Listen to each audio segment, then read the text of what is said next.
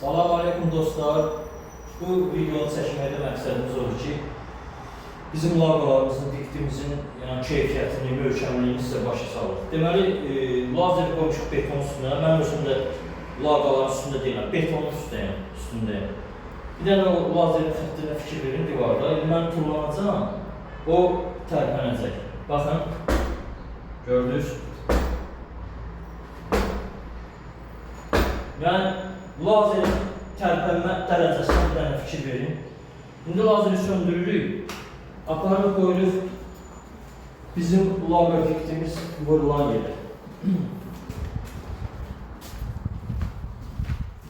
Baxın, vuruq tən ortaya 14-15 santim bizim laqamız deməli yuxarı qalxır. İndi də bax, yenə də tullanır. Baxın.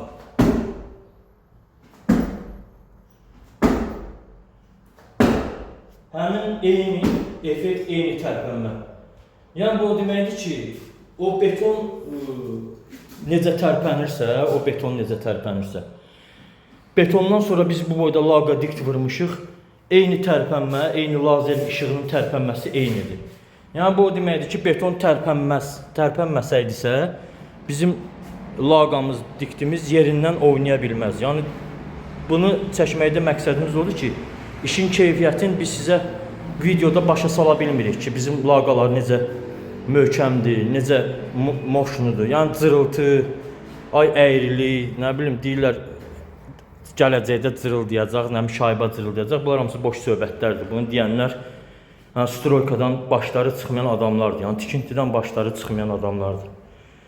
Yəni şaibə ilə işləyə bilərsən. Şaibə ilə işləməyin də qaydası var. Şaibə neçəlik şaibə olmalıdır.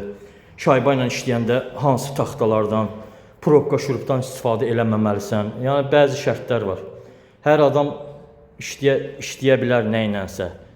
Kimlərdəsə pol cırıldaya bilər, kimlərinsə polu səs eləyə bilər, kimlərinsə polunda əyrilik ola bilər. O demək deyil ki, hamı da elədir. İnşallah izləmədə qalın. Allahın izni ilə növbəti videolarda çəkəcəm, paylaşacağım. Sağ olun. Allah köməyiniz olsun.